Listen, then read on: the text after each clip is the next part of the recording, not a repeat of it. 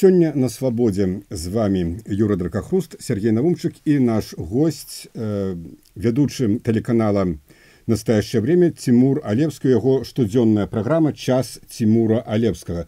Ну, у белорусской мове, белорусском языке час это имеет более широкое понятие, нежели просто единица времени 60 минут. Это вообще пространственное даже понятие, это время какое угодно.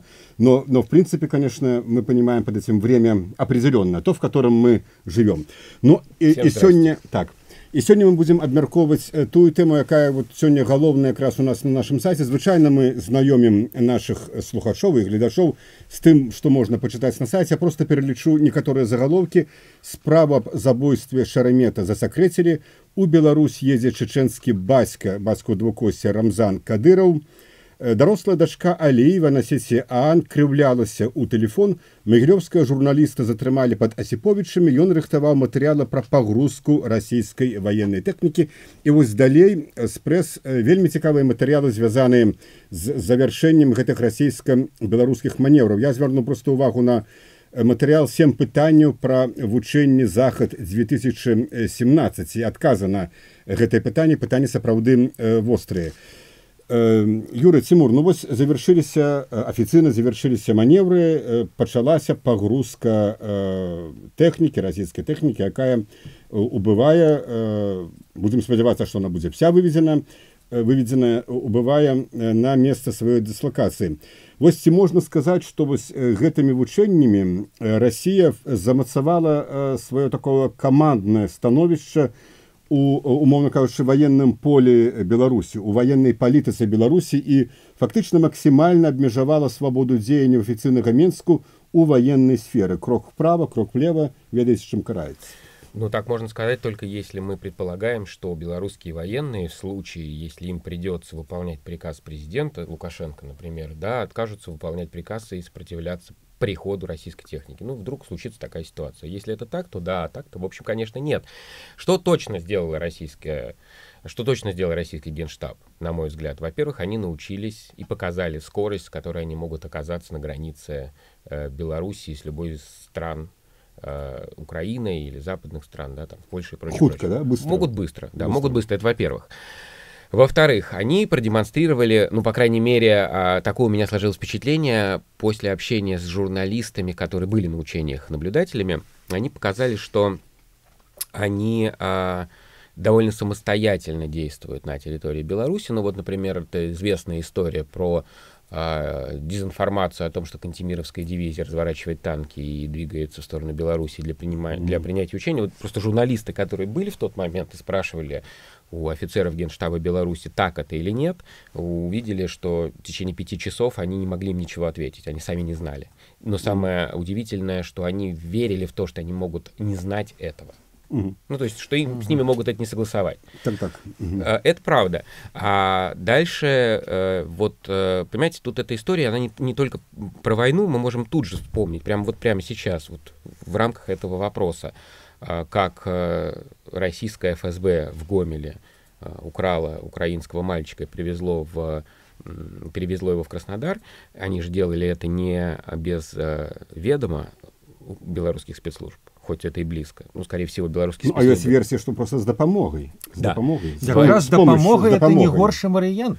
Нет, допомога — это как раз не горший вариант. Почему? Да. Потому что если они делали это с ведома, это значит, что они хотя бы управляют... Да, нет, это на самом деле тоже очень специфическая история. Вот предположим, гипотетически, что завтра Александр Лукашенко скажет: российская армия нам больше не друг. Что ответят белорусские офицеры ему в ответ на это?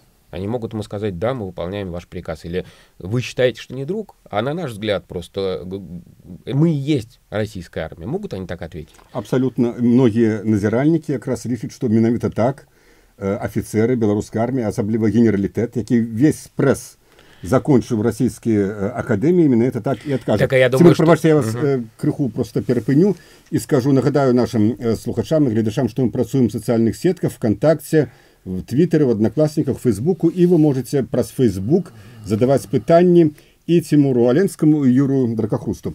Так вот, многія аглядальнікі лічаць, што фактычна расійская армія знаходзіцца, беларуская армія знаходзіцца пад кантролем маскоўскага генштаба. І таму, што генералітэт скончыў расійскія ваенныя акадэміі, ну і просто таму, што прапаганда всех этой гады, десятигоддзя, нават 20-годдзя, она шла вот в российский бок. Конечно, но мне кажется, правильно все-таки говорить не под контролем, а под влиянием.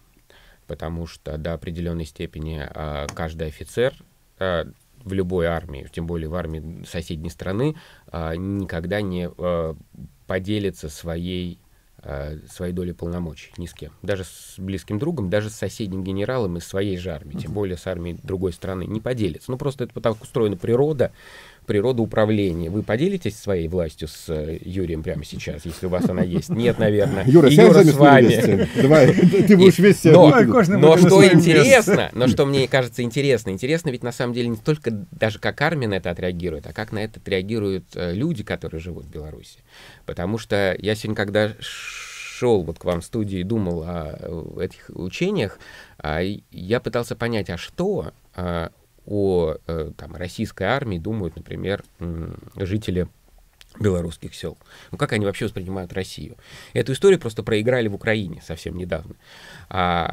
Если мы предполагаем, что Александр Лукашенко продает жителям страны, что он строит Советский Союз, то с точки зрения пропаганды Россия — это очень хороший Советский Союз.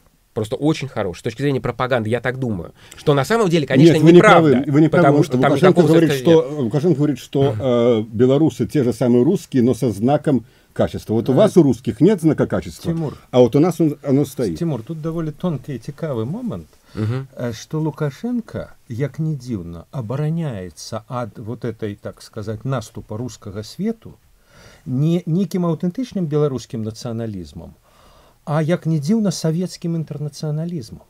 Вот ён в апошні дзень вучэнняў, і это таксама такая пічка Владимиру Владимировичу, ён сказаў, што мы ні на каго не будзем нападаць, ні на Нямецчыну, ні на Польшу, ні на краіны Балтыі, а уж тым больш на нашу родную Украину. Вот эта родная Украина, это оттуль Советского Союза, республики сестры. Мы все браты, мы тогда были браты. И в этом смысле... И в этот момент Первый канал российского телевидения ему отвечает: ну мы-то старший брат. Нет, но это вы Советский Союз, а мы... Это когнитивный полный диссонанс для Москвы. Какие украинцы браты? Это же бандеровцы. Конечно, но смотрите... Но сказать, что это национализм, не скажешь.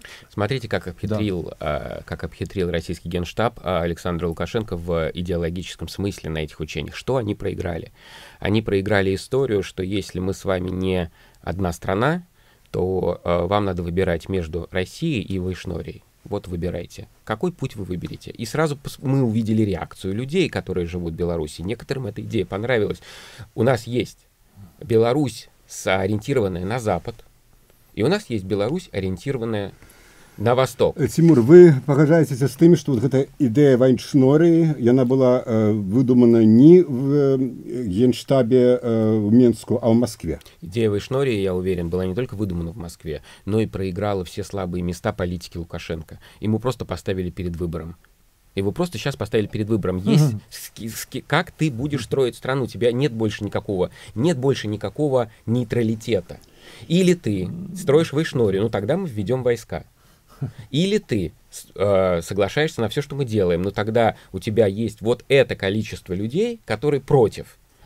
И власть Лукашенко оказалась подвешенная в вакууме. Дрыгать ножками и не касаться земли между Вайшнорыей и Россией. Між іншым, што цікава, адбыліся ўчэнні, можа быць, вы чыталі, мяне паправіце, бо я нігдзе не бачыў, каб быў абвешчаны нейкі вынік. Дык выйгралі яны ў Вайшнорыі ці прайгралі? Я калі служыў в армии, я памятаю, што все маневры заканчивали, скажем, зеленые победили красных, так сказать, красные там отступили, наоборот. С точки зрения украинских патриотов, Вайшнорское ПВО уничтожило 2 самолета Российской Федерации. Ну или забило российского президента, да, так сказать, под этим. Ну, але глядзіце, што цікава, што мы зараз абмяркоўваем з вами нейкія такія палітычныя, інфармацыйныя, а зусім не военные вынікі. А это не военное учение. Это не военное, конечно, это политические учения. Это учения, которые показывают, которые, мне кажется, ставят украинскую власть перед выбором, который они должны сделать немедленно. И это и очень неприятно. З вами, Тимур, чому? Я бы не перебольшивал эту роль у этой вишнории. Ну, это певная гульня. Лукашенко, в принципе, с самого початку, с 94-го года, да, он и шел до улады, что есть я и мой народ, и есть отщепенцы.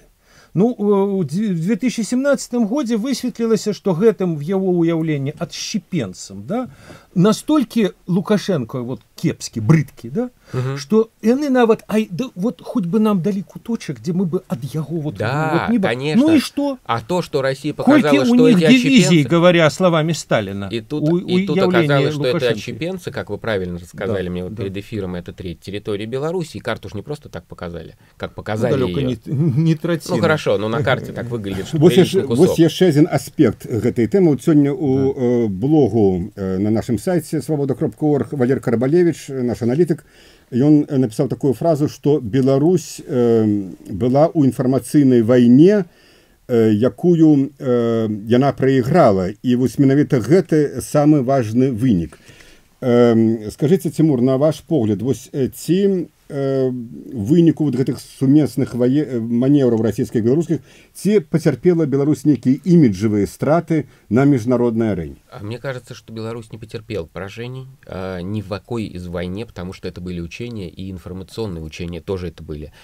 Просто вольно или невольно,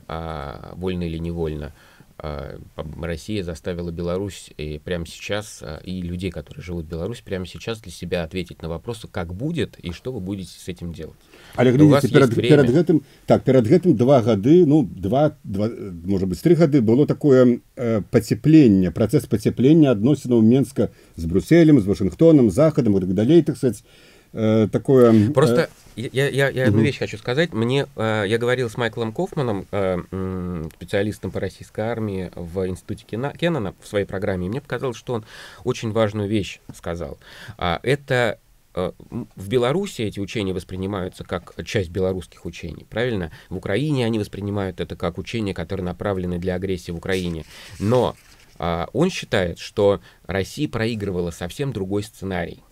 Это мало кто понял. Россия проигрывала сценарий внутреннего бунта внутри страны и попытки расшатать Беларусь из-за каких-то политических ситуаций со стороны западных стран. Например, Литва и Польша, пользуясь слабостью власти, начинают раскачивать ситуацию в Беларуси, а в России происходят политические бунты. Вот это проигрывалось. Ведь на этих учениях не танки приехали в Беларусь, это само собой. Ну, понятно, что там Путин, наверное, считает, что действительно Беларусь — это его там красная линия, и он никогда не отдаст ее в сферу интересов НАТО. Окей. Украину они уже проиграли, Кремль. Ну, по крайней мере, на этом этапе, да, но это никогда не прекращающийся процесс. Как проиграли? Понимаете, Украина тоже шатается в разные стороны, потому что там есть люди, которые по-разному относятся к тому, что происходит в стране. Чем дольше там не происходит реформ... Тимур, как раз Росгвардия, извините, Росгвардия России в это же время тоже тренировалась. Росгвардия России тренировалась подавлять те внутренние бунты, которые могут сопровождаться внешней агрессией. Вот это, мне кажется, был основной цель учений. Такое питание задает вам один из наших глядачей в Facebook. Украина оккупированная Россией или нет? Ну, оккупированная, безусловно, да. Та часть Украины, которая находится на востоке Украины, это территория, оккупированная российскими войсками. Юра, когда мы говорим про информационную войну, про якую сказал Валерий Карбалевич, частково вот про это сказал Тимур, Беларусь у информационном сенсе оккупованная Россией? Ну, оккупованная як? Ну, ёсць вельмі велізарная прысутнасць России, безумоўна. Ні ў адной іншай краіне расійскага тэлебачання, акрамя самой России, няма на кнопкі. Але я хочу запярэчыць і Тимуру, і Валеру. Я не згодны, што это пройгрыш. І ведаеце чаму? Акрамя ўсяго іншага. Мы бачылі, што пісалі сродкі масавай інфармацыі, што казалі палітыкі ва Ўкраіне, в Літве, нават у Польшы. Міністр Мачаревич нават учора сказаў, што вучэнні яшчэ не скончыліся і там будуць адпрацоўваць бомбу ядерную. Да, ужо прыйшло 20-е. Вучэнні скончыліся. Прынамсі іх актуальная частка. 30-го абяцаюць вывести все. Мой пункт гледжання, что это и отбудется, и она уже выводится. И вось той же Лукашенко скажет, ну что, чаго вартыя ваши прогнозы, чаго вы боялись? Я вам казаў с самого пачатку, як мантру, гэтыя вучэнні не перерастут в напад на вас. Русские уйдут. Раз, два, три, четыре, пять. Ребята, что вы дергаетесь? Я бы ему после этого дал какой-нибудь кредит. Мне кажется, он заслужил. То есть и вот тая ситуация, про якую вы, Тимур, сказали, я на нее инакше гляжу з этим фейком, ці не фейком, ці информационной атакой Министерства обороны России, якое 14-го сказала, у нас тут Кантемировская дивизия.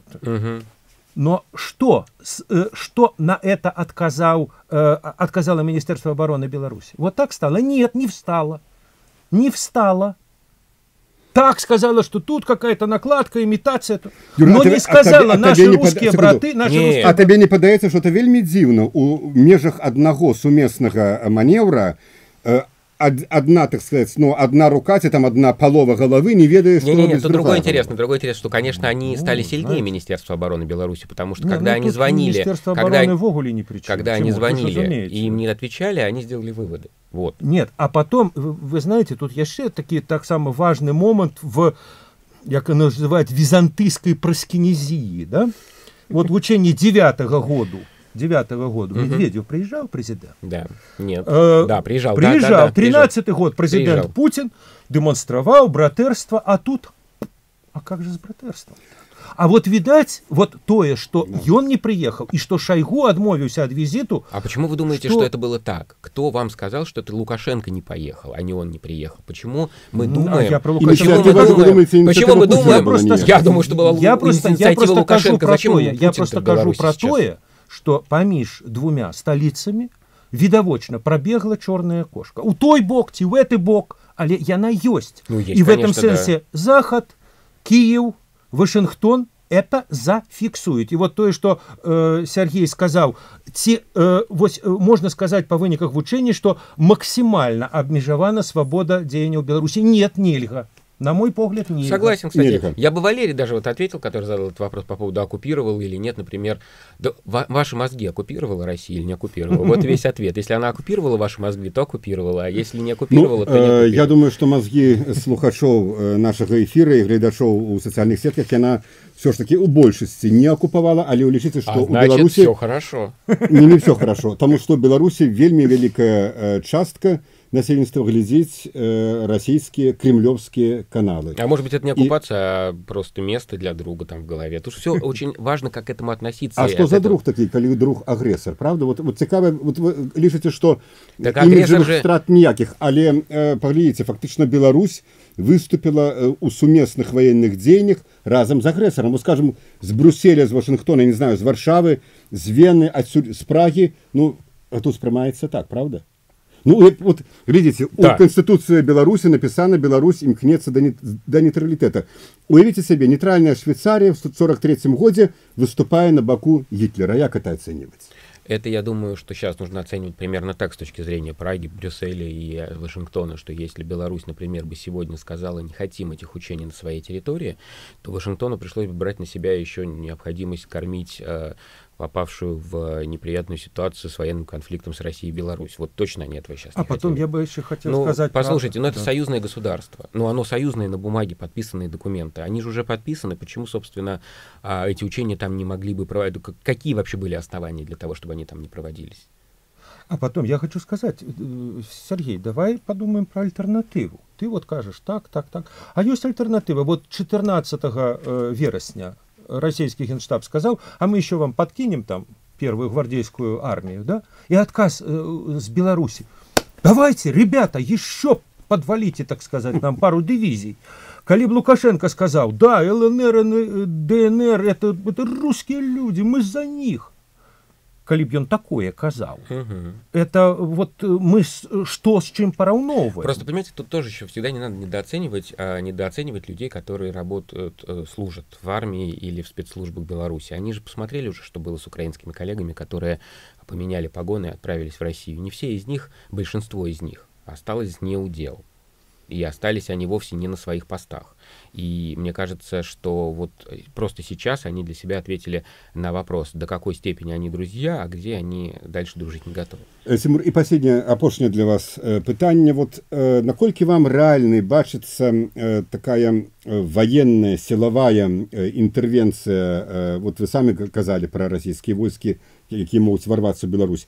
У якой, наколькі это реально, ну, скажем, в межах наступного года выборчай кампании Путина, як сбор земель и так далее? Ну, при каких умовах? Ну, мне кажется, что если президент Лукашенко потеряет, будет опасность, что он теряет власть, будет угроза потери контроля над страной с точки зрения, ну, в пользу тех сил, которых Путин видит как прозападными, то в течение 12 часов российские танки будут в Лиде.